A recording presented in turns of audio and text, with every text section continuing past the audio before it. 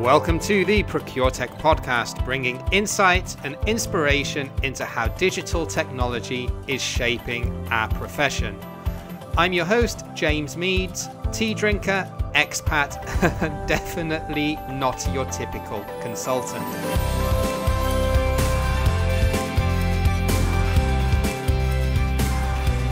Yes, welcome to another episode of the ProcureTech podcast. And we've got another vendor this week who's been recently nominated as one of the 4 cool vendors by Gartner. It seems to be a pure coincidence, and I promise you it is, having just done last week's episode with Kevin from Fairmarket, but we've got another vendor that's very much getting requisite recognition from some important players in the industry.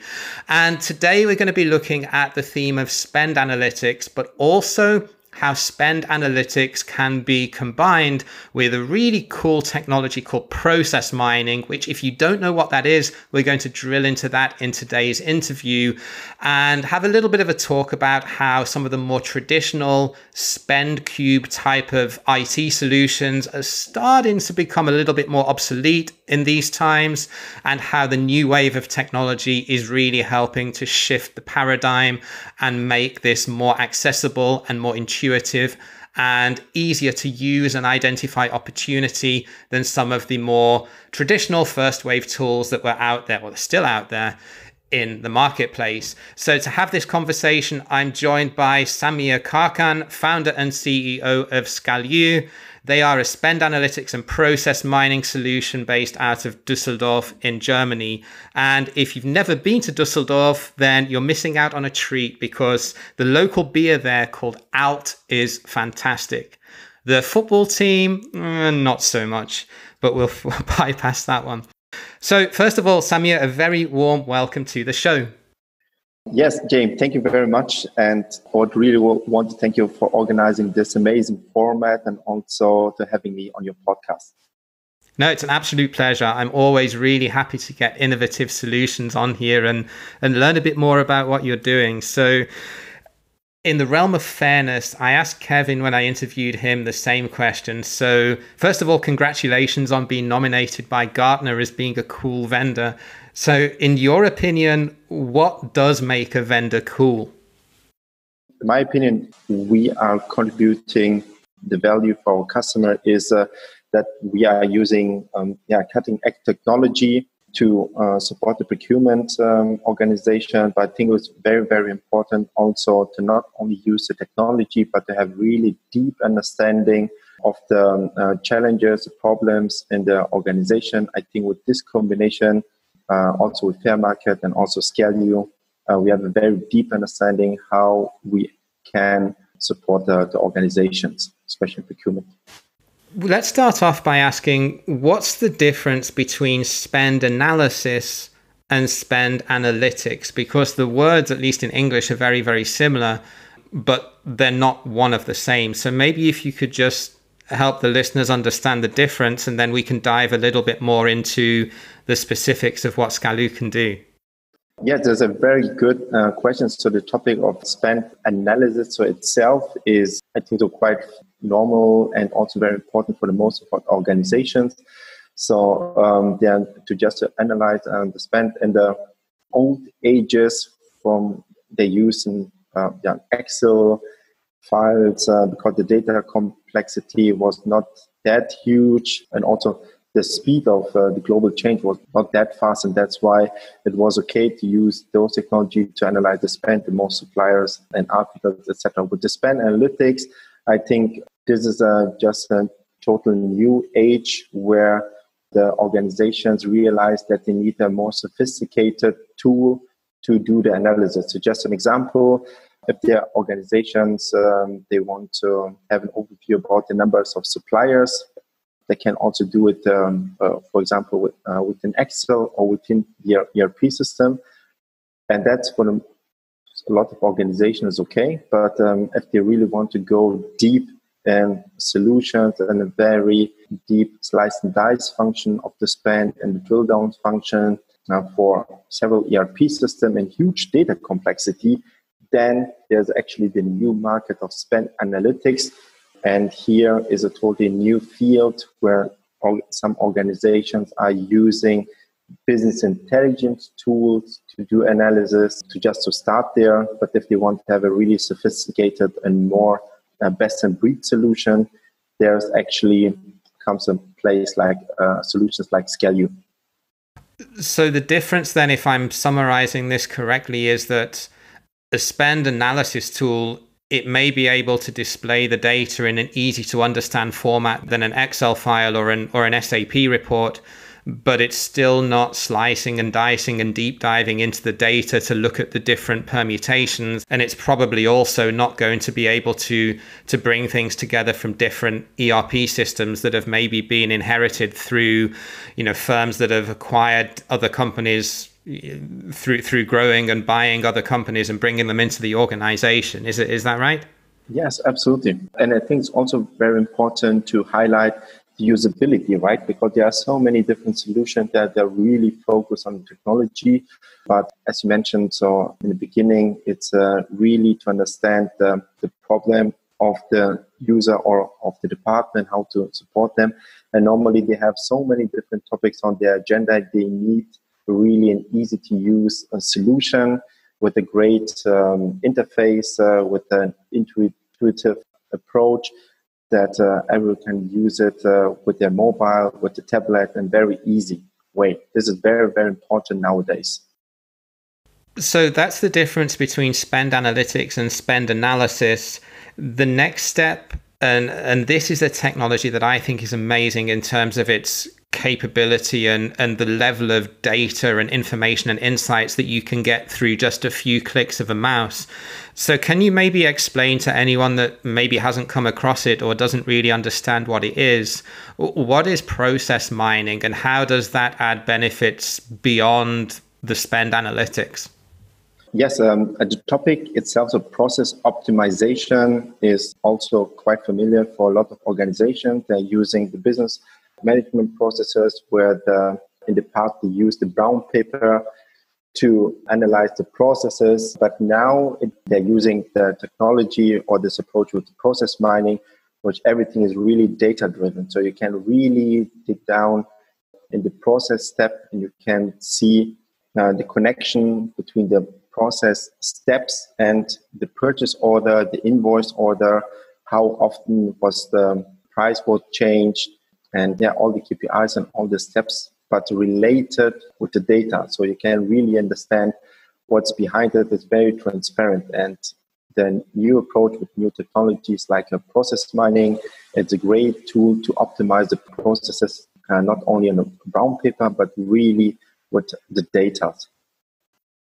So what I'm understanding is then it's all about the machine or the program being able to do the heavy lifting, to be able to provide insights that historically, if you're using Excel or if you're using a report from an ERP system, wouldn't have been there, or they would have been there, but you just wouldn't have been able to see them so easily. And this is a common theme, Samir, that I come across when I interview executives from ProcureTech companies, whichever sort of niche of procurement topic they focus on. It's the same logic that, yes, the data can provide a lot of insights and can do a lot of the heavy lifting and save a huge amount of work for the user, but you still can't have people that don't understand what the data means acting upon that. I mean, often I think people think that these technology solutions are a magic bullet that can help procurement departments just to employ lower qualified staff and save money through employee costs. But that's not the case, is it? I mean, the human knowledge still needs to be able to interpret and act upon this data. Yes, absolutely. And I think there's one great analogy also in sales that if the sales organizations want to improve their revenues, normally they buy a new CRM system. So, but actually the new CRM system doesn't make that all. This is just another tool, but actually they have to develop all the sales force to do a better job. That's also very, very important, because what we regularly observe from a customer side is that they don't know how to do a lot of things. For just an example, spend transparency, spend analytics, etc., is for most of the organization, nothing new, but they're not even doing this, or sometimes they don't know also how to use it to get the insights to do something, because the challenge is actually not the data. All the organizations have enough data, but to get the right insights from the data, this is actually the key challenge for the most of the organizations. Exactly. And I think a great example, if we take a specific example that I'm sort of very familiar with from work that I've done historically as well, continue to do, is that you've got all of this really great spend analytics that's presented in an extremely user-friendly and visual format, and which enables you then to look at different areas to drill down into the data and look for anomalies or areas that are outliers to be able to then interrogate that and drive savings. But what it won't do, or what I assume it won't do, it doesn't identify how much of the spend is under contract or is addressable or is ready to be tendered and negotiated or is with monopoly vendors, because all of that information is or should be with the buyer, and in an immature procurement function, it may not be. It may be with maintenance or engineering or operations or marketing or whoever's managing that spend. But what a machine won't tell you is it will highlight where the opportunities may be, but as you said, to be able to then interpret that data and run with it and deliver results, procurement can't work in a silo. So walk me through, when a customer gets this tool, what are the qualities or what are the must-haves that as an organization or as a procurement department need to be in place to get the most from it?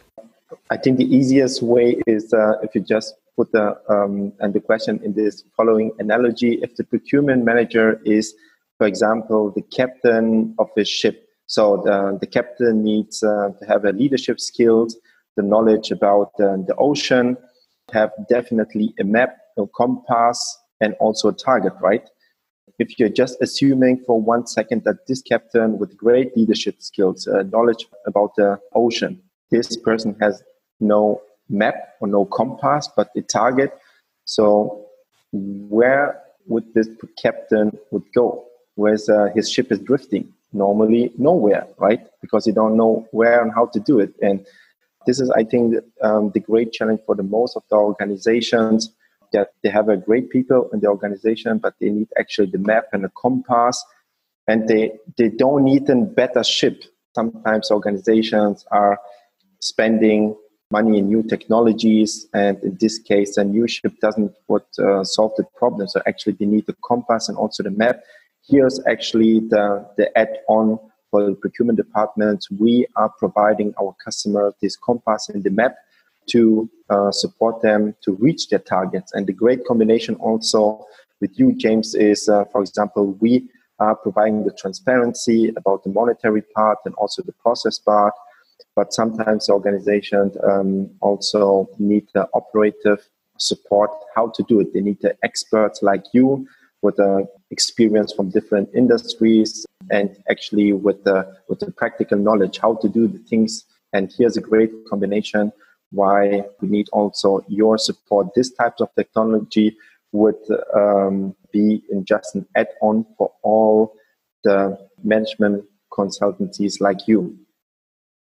So just a quick interlude before we move on with the rest of the podcast, just to say that if you are a procurement leader or a finance leader in a manufacturing company and you're struggling to get to grips with your spend, or you just maybe need an extra pair of hands to resolve a specific issue and drive some bottom line results, just drop me a connection request on LinkedIn or just ping me an email to info@jamesmeadsconsulting.com, or just follow the link in the show notes to book a free 30-minute initial call with me so as I can learn more about your business and what I can do to help you. So now let's jump right back into the interview. And I love that analogy that you've given of the ship, the captain and the map or the compass, because to have a successful procurement department that uses technology and is able then to utilize it to drive benefits, You need to have the people, you need to have the processes, and you need to have the tools. And usually, especially if you go into sort of more mid-sized companies, there's usually one out of those three missing. And even in bigger companies to some extent, but that's often driven by just the sheer amount of data. When you get into the big companies, they usually have the right people and the right processes. They just don't have the data in a lot of cases. But it's kind of a different problem depending on the size of business and the maturity of procurement function. And I love how you put that together in with the map or compass as the insights, the ship as the technological solution, or the departmental structure, and the captain as being ultimately the leader of the department, or the person that's setting the objectives. I think I'll probably use that myself, actually. Your client base, as I understand, is generally more mid-sized manufacturing companies. Could you explain why you went after that market niche? And I think that's a really good question, going back to the answer that you gave to the last one, because I think this really focuses on the captain, the ship, and the compass analogy. Yes, so we are supporting the captains, the procurement manager for the mid-sized companies, but sometimes also corporates, but we are more focused on a mid-sized company. Our client base actually very diverse. So our solution is placed in the automotive industry, engineering companies, electronic producers, energy suppliers in a quite wide range. And actually, when all the technology provider are honest to themselves, that the customer never really want to buy those technologies, right? That they want to have a solution to address a specific topic to get that the results, and actually they are focusing to do the better job. And also for the CFO, I think it's also very important from all our clients to show this person where's actually the return on investment on a monetary perspective, but also on a qualitative perspective, to convince them. That's why, because we have the management consultancy background, we also conducted supply chain management projects also for private equity companies. We know really what the pain points of those industries, of the customers are, and we are addressing this with our solution. But this is just the first step. Afterwards, they need the operative support, and here we need also support from specialists like you, James. Thank you. I would be happy to to jump in and offer any support to any of your clients if they're looking for someone to actually make sense of what all of this data tells you, because that's really what I focus on in what I do. So can this just be used in manufacturing companies, or can it also be used in professional services firms? I mean, I'm thinking specifically, especially when I put my British hat on, the UK economy is very much driven by, financial services and banking, especially in London, and a lot of procurement consultancy in the UK is focused around that area. So could it also be used for that type of spend too? Absolutely, because in this sector, they have different challenges. On the one hand, normally they don't have an orders, they don't have to place any orders, or they don't have article numbers, something like that. That's why most of the services are contract-based or just invoice-based. That's it. And here it's very important to get also transparency there, to have an overview about all the contracts, about the spend development, about the services. And here we are also supporting, for example, one of our customers in the automotive sector, they have direct and indirect spend. And for the indirect spend, we just gave them in a huge transparency, which they never had so before, because there was some part was managed by the procurement, some parts of the other department. So actually the whole maverick buying topic, to just really analyzing this for the customers, and then also showing them, okay, that actually 30% of their whole procurement volume is on a maverick area. Are you aware of this part? And these are actually the suppliers, and these are actually the contracts. And to just also bring transparency also there. So that's why it's definitely also a great approach also for professional services to increase the transparency there. That's a great insight, because in manufacturing companies, a lot of spend has a material number, and you can look at last price paid, and there is some master data residing behind that spend to be able to understand what you're buying and what the specification is. But on services spend and also on sort of non-materialized or free text order spend, which is, particularly popular on things like MRO, you don't have that level of data behind what it is you're buying. So that's a great insight, because services, particularly whether that's in a services business or in a manufacturing business that is purchasing services as part of what they do, that often is where maverick spend or where transparency is a real issue, because you're highly dependent on the description on the purchase order and you often don't have much to compare it against. So if you identified 30% of maverick spend, it doesn't surprise me, but B, I guess maybe we can drill down into that a little bit more. What steps did you or did the client or the consultant that was doing that transformation perform to identify where that maverick spend was, and how did SCALUE help them do it?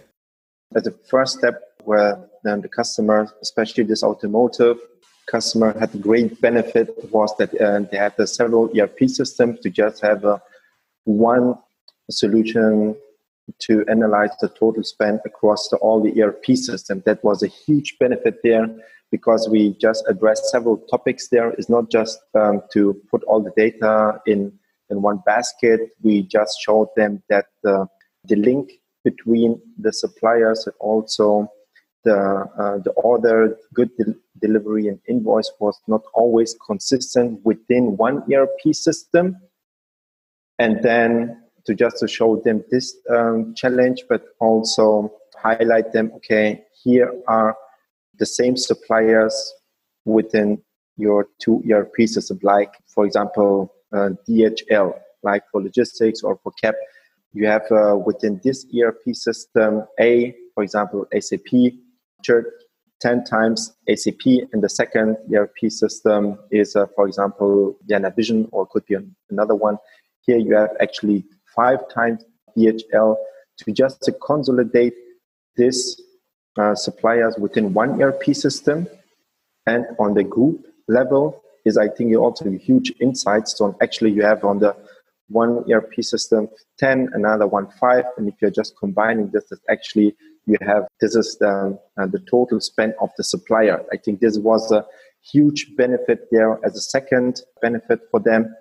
And then, of course, to show them, okay, from this supplier was the procurement volume increase compared to the last year about 30%, 50%, 60%.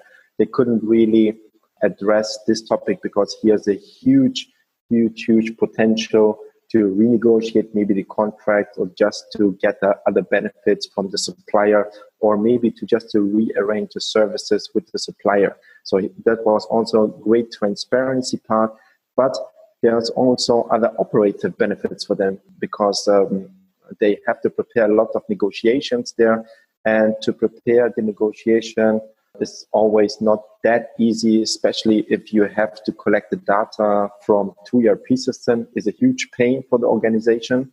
And with our solution, they can prepare the data within seconds. That's why it was a great benefit there, not only for strategic negotiations, but also for the ad hoc negotiation, where the supplier is calling the strategic procurement manager or the procurement manager to have questions. So actually with our solution, they can really immediately analyze the question or the constellation and to get the answer. And the third part, the third very, very important benefit was also there to get trust from the management. So now they have a one solution where all the data are stored, all the initiatives, their savings initiative. There's a common logic where we explained them with the CFO, the management, also the procurement manager, and the calculation logic is always the same. Now the procurement manager got the trust, or the stronger or better trust from the management, because now they can see, okay, everything is really transparent. Actually, these are the three benefits there. The first one is to get the data transparency. The second one is the consolidation, the optimization potential, the insights. And the third one is to get the trust for the organization, because all the procurement organization manager want to show their value, or maybe also to just display their benefits for the organization. But it's very challenging for them. But here with our solution, we are supporting actually them to achieve the next level there.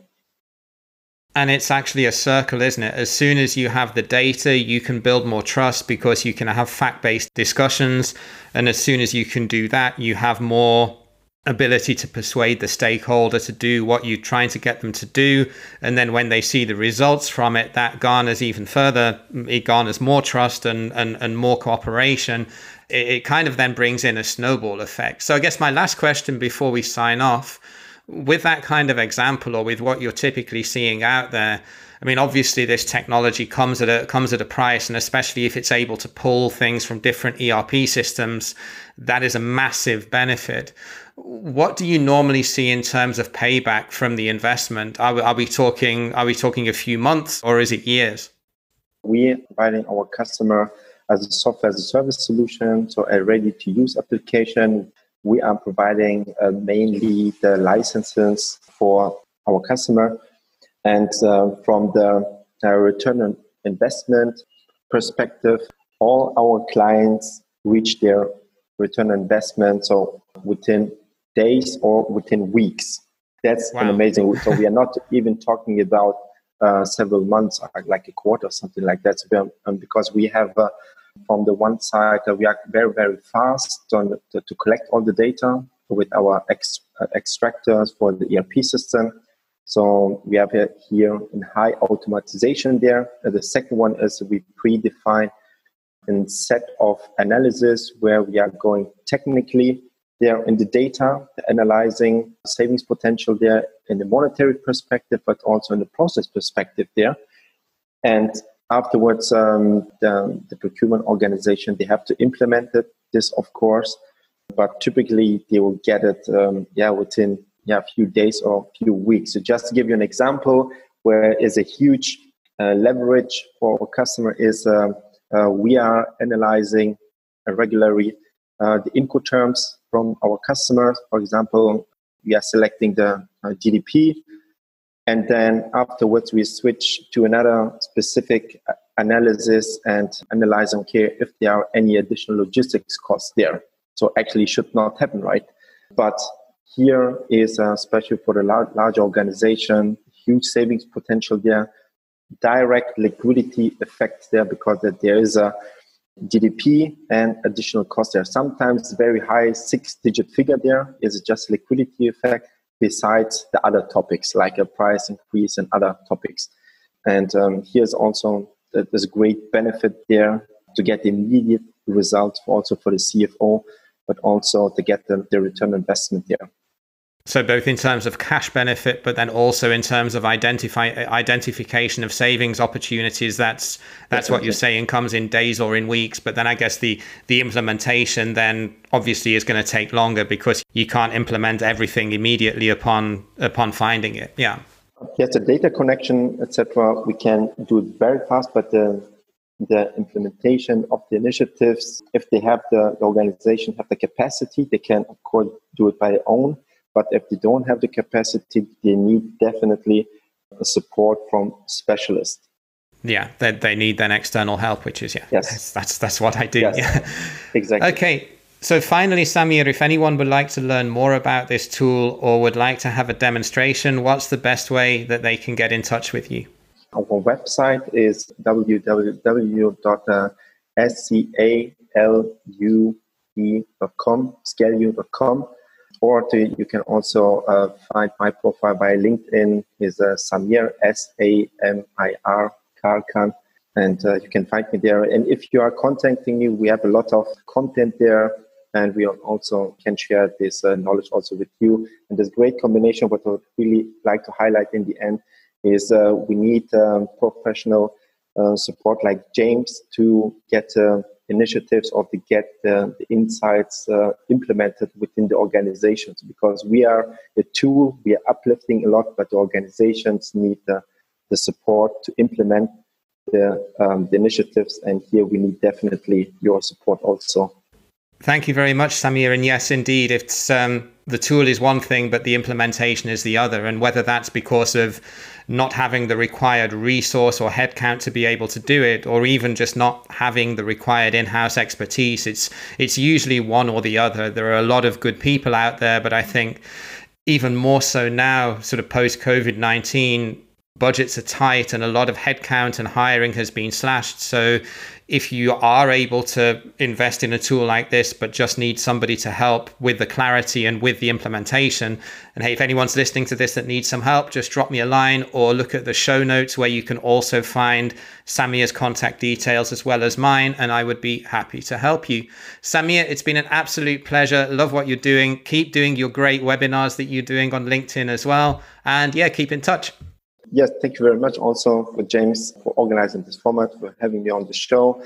And yes, let's continue to support the procurement organizations. So I hope that gave you a bit of an insight into how spend analysis has developed into spend analytics and what the difference is, and now how process mining is taking that data to a completely different level to enable you then to identify and really pinpoint those opportunities that are hidden in your spend data that you otherwise may not have been able to find. But as Samir says, it's not just about the tool. You also need the in-house expertise to be able to identify and act upon that and to bring the organization with you in terms of implementing the results. Take care, look after yourself, and I will speak to you again next week. Bye for now. Thanks again for listening to this episode of the ProcureTech podcast. If you like the show, then please subscribe, or even better, why not write us a quick review on Apple Podcasts? It would not only really make my day, but it would also help our mission to enable procurement and finance leaders to become more data-driven through the power of digital transformation.